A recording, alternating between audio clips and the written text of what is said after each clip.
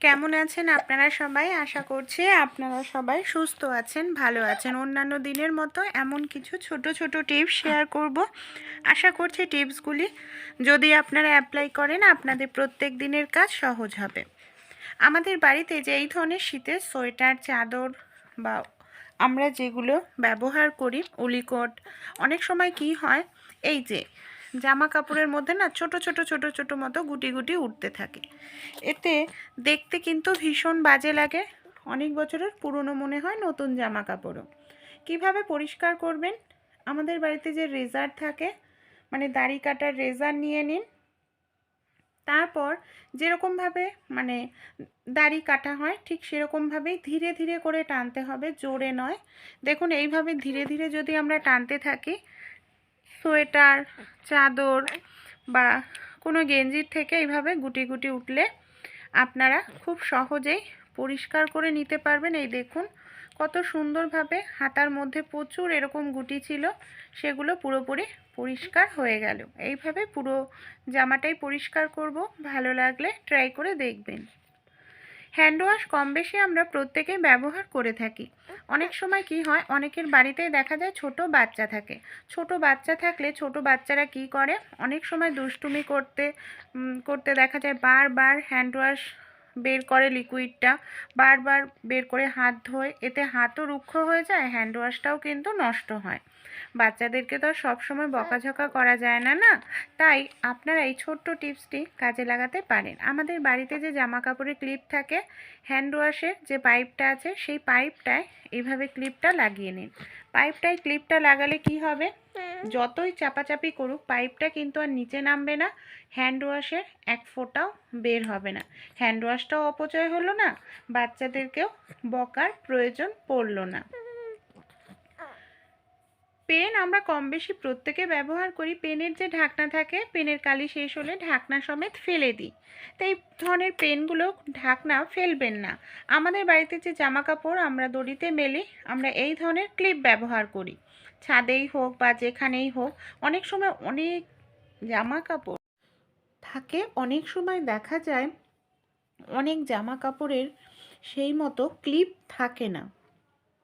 তাই পেনের যে কালি শেষ হয়ে যায়, ঢাকনা সমেত ফেলে না দিয়ে পেনের ঢাকনাগুলোকে আমরা জামা কাপড়ের ওপরে এইভাবে যদি লাগিয়ে দিই, ক্লিপের কাজ করবে।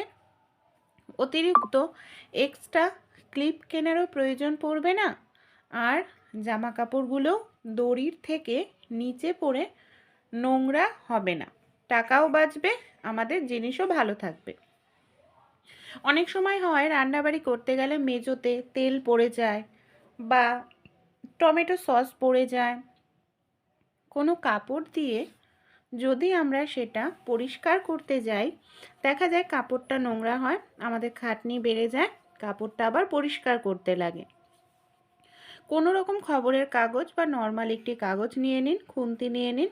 খুন্তিটা কাগজের উপর রেখে এইভাবে হালকা করে একটু টানুন, দেখবেন খুব সহজেই আপনারা টমেটো সস, তেল কাগজের মধ্যে পরিষ্কার করতে পারবেন। কোনো কাপড় আপনাদের ব্যবহার করতে হবে না।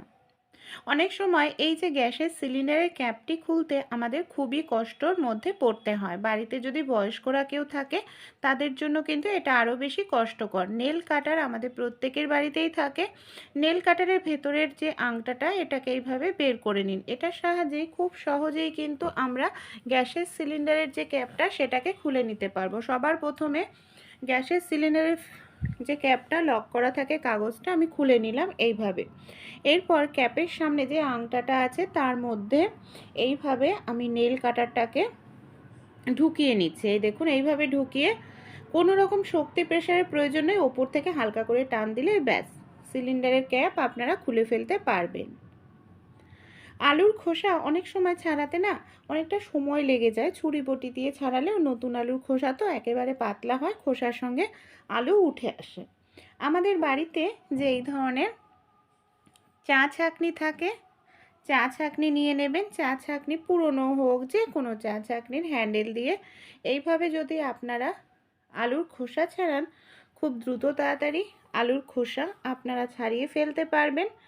আর এইভাবে খোসা ছাড়ালে খোসার সঙ্গে একটু আলু কিন্তু আপনাদের নষ্ট হবে না।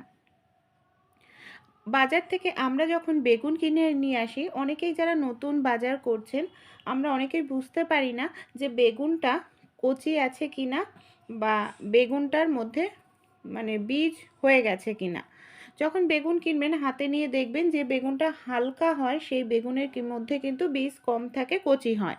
হাত দিয়ে হালকা করে এইভাবে চাপলেই দেখবেন বেগুনটা নরম মানে ডেবে যাচ্ছে, নিচু হয়ে যাচ্ছে, তাহলে বুঝবেন বেগুনটা একেবারে কচি, এমনকি খেতেও ভালো লাগবে। এই ধরনের পুরনো তালা আমাদের কম বেশি প্রত্যেকের বাড়িতেই থাকে। তালার সাহায্যে খুব দ্রুত তাড়াতাড়ি কিন্তু আমরা রুটি তৈরি করে নিতে পারি বেলন চাকি ছাড়াই। এখানে আমি একটি কাগজ কেটে নিয়েছি, রুটি তৈরি করার লেচি দিয়ে দিয়েছি। এইভাবে দেখুন ওপর দিয়ে আরও একটি কাগজ দিয়ে দেব।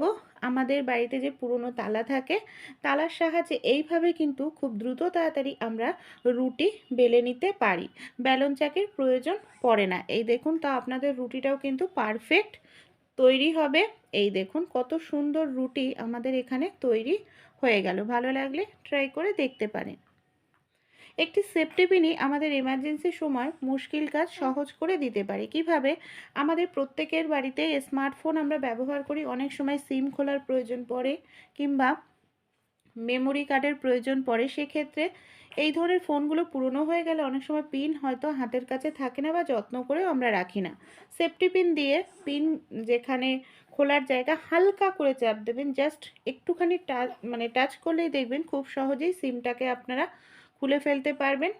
ভালো লাগলে টিপসটি ট্রাই করে আপনারাও দেখতে পারেন এমার্জেন্সি সময়। দুধ আমরা যে পাত্রে জাল দিয়ে থাকি, অনেক সময় কি হয়, পাত্রের মধ্যে প্রচুর সর দুধ লেগে থাকে। তাই এটাকে আমরা ধুতে বের করলে আমাদের ঘষে ঘষে পরিষ্কারও করতে হবে, দুধ সরটাও নষ্ট হবে। তাই এখানে দেখুন আমি নিয়ে নিলাম বেশ কিছুটা আটা, একটি গ্লাসের সাহায্যে, যেহেতু গরম জল নিয়েছি তাই এখানে গ্লাসের সাহায্যে আপনারা যদি গোল গোল ঘোরাতে থাকেন, দেখবেন আপনারা খুব সুন্দরভাবে আটাটা মেখে নিতে পারবেন। যে কোনো ছোট পাত্রের মধ্যে আপনাদের হাত দিতে লাগবে না। আর এইভাবে আটা মাখলে কি হবে, দুধের যে সরটা আছে সেটাও কিন্তু আটার মধ্যে লেগে থাকবে, মানে লেগে যাবে, রুটি করলেও রুটিটা খেতে ভালো লাগবে, পাত্রও পরিষ্কার হবে। এখানে আমি নিয়ে নিচ্ছি বেশ কিছুটা পরিমাণ দেখুন পাউডার, তারপর লিপস্টিকের মুখে পাউডারটাকে লাগিয়ে নিলাম। এবার কি করব, আমরা অনেকেই দেখা যায় ম্যাট ফিনিশ লিপস্টিক থাকে না, নর্মাল অয়েলি লিপস্টিকগুলো ঠোঁটে যদি লাগাই কিছু সময় পর উঠে যায়।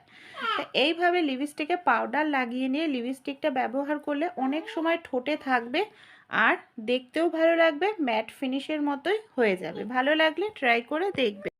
আমাদের বাড়িতে যে এই ধরনের ফটোগুলো থাকে না, দেখা যায় ফটোগুলোকে আমরা এখানে সেখানে রেখে দিই, যখন প্রয়োজন তখন আর খুঁজে পাই না বা ফটোগুলো নষ্ট হয়ে যায় পেপারে থাকলে। এই ধরনের যে বক্সগুলো থাকে, আমরা ফটোগুলোকে যদি এই ধরনের বক্সের মধ্যে ভরে রেখে দিই, নির্দিষ্ট জায়গায় থাকবে, ফটোগুলো সহজে নষ্ট হবে না, অনেক দিন ভালো থাকবে। বাঁধাকপি কম বেশি আমরা প্রত্যেকেই খেয়ে থাকি। অনেক সময় দেখা যায় ঝিরিঝিরি করে বাঁধাকপি কাটতে গেলে আমাদের হাত কেটে যাওয়ার সম্ভাবনা থাকে, তাই ছুরি বটির কোনো কিছুর প্রয়োজন পড়বে না। আমরা খুব সুন্দরভাবে বাঁধাকপি কেটে নিতে পারবো একটি গ্লাসের সাহায্যে। এখানে একটি গ্লাস নিয়েছি, গ্লাসের সাহায্যে দেখুন কত ঝিরিঝিরি করেই আমরা এখানে বাঁধাকপিটা কেটে নিচ্ছি। তাই যারা নতুন গৃহিণী এইভাবে ছুরি বটি ছাড়াই খুব দ্রুত বাঁধাকপি কেটে নিতে পারবেন একেবারে ঝিরিঝিরি করে, আপনাদের হাত কাটার কোনো রকম কিন্তু সম্ভাবনা থাকবে না। আর দেখুন কাজটিও আপনারা খুব দ্রুত তাড়াতাড়ি করে নিতে পারবেন। এইভাবে দেখুন আমি কতটা বাঁধাকপি কেটে নিয়েছি। ছোট ছোট টিপসগুলি যদি আপনাদের একটু ভালো লেগে থাকে, অবশ্যই আপনারাও কিন্তু ট্রাই করে দেখতে